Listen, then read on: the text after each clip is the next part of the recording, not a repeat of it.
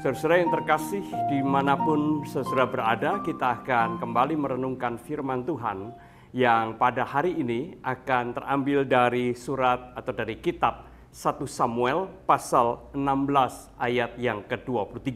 Sebelum kita membacanya, kita terlebih dahulu berdoa.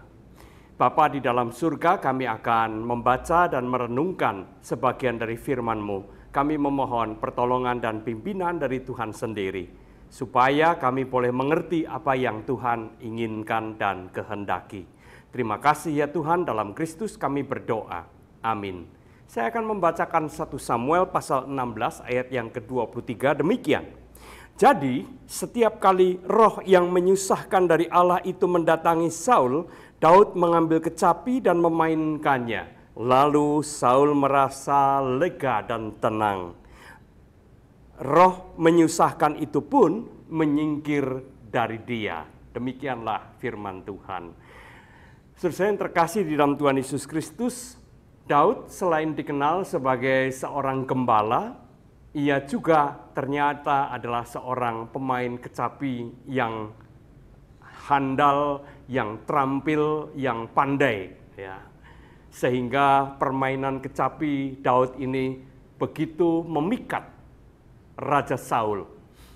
Ketika Raja Saul mendengar permainan kecapi Daud, ia kemudian menjadi lega, merasa terhibur, dan ketika ia mengalami kegalauan, ia pun juga mengalami ketenangan, kelegaan. Ya. Itu karena permainan kecapi yang dimainkan oleh Daud.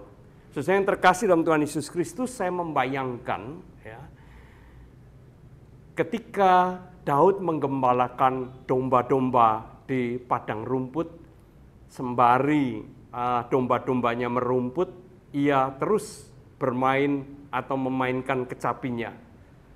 Sehingga dengan demikian, secara tidak langsung sebenarnya Daud melatih bakat yang ada di dalam dirinya. Mengasah bakat itu sehingga ia kemudian menjadi pemain kecapi yang luar biasa, mampu memainkan kecapinya dengan sangat indah.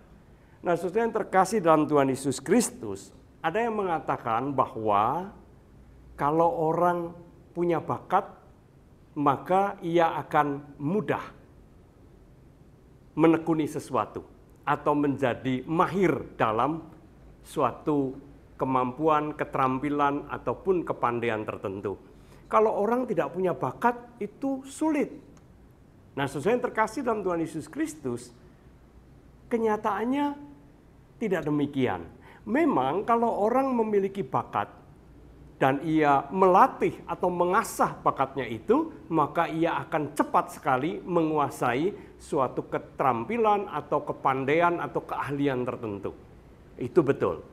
Tetapi tidak berarti bahwa orang yang tidak punya bakat tidak mampu dan tidak akan bisa menguasai suatu keterampilan, kepandaian, ataupun kemampuan tertentu. Ya. Saya kira itu pandangan yang keliru. Ya.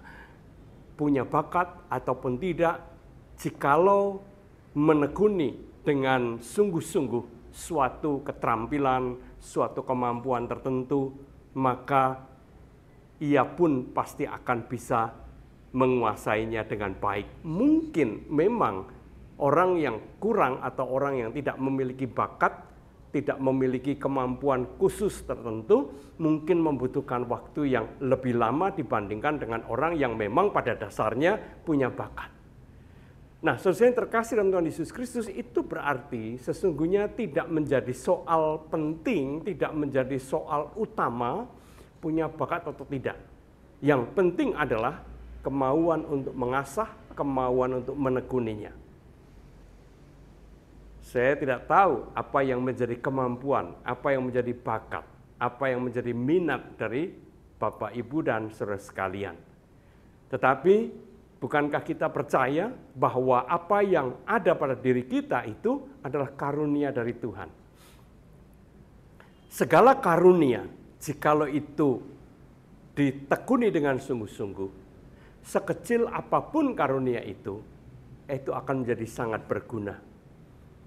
Siapa sih yang membayangkan bahwa dengan permainan kecapi, seorang Raja Saul bisa ditenangkan dari entah kegalauannya, kemarahannya, atau ketika ia mengalami stres yang berat.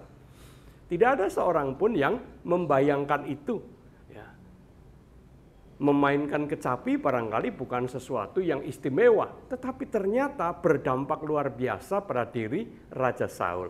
Saya yakin demikian pula dengan kita. Jangan kita memandang, kemampuan saya kecil, saya tidak punya apa-apa, saya tidak punya sesuatu yang layak untuk dibanggakan. Apapun yang ada pada diri kita, biarlah kita tidak memandang rendah, tidak memandang remeh sesuatu yang mungkin bagi orang lain itu kecil, tidak berguna, atau kurang berguna. Ketika kita menghargai bakat, atau kemampuan, atau apa yang ada pada diri kita, sekecil apapun itu, sesungguhnya kita menghargai Allah yang memberikannya kepada kita. Maka mari kita pergunakan, sekecil apapun itu kemampuan kita. Kalau itu kita pergunakan, kalau kita asah dengan sungguh-sungguh, maka percayalah Tuhan mampu menggunakannya untuk menjadi berkat bagi orang lain. Tuhan memberkati kita semua. Amin. Mari kita kembali berdoa. Terima kasih ya Tuhan, kami telah mendengar dan merenungkan firman-Mu. Biarlah firman-Mu ini menerangi diri kami, hati dan pikiran kami, serta kehidupan kami. Di dalam Kristus kami berdoa. Amin.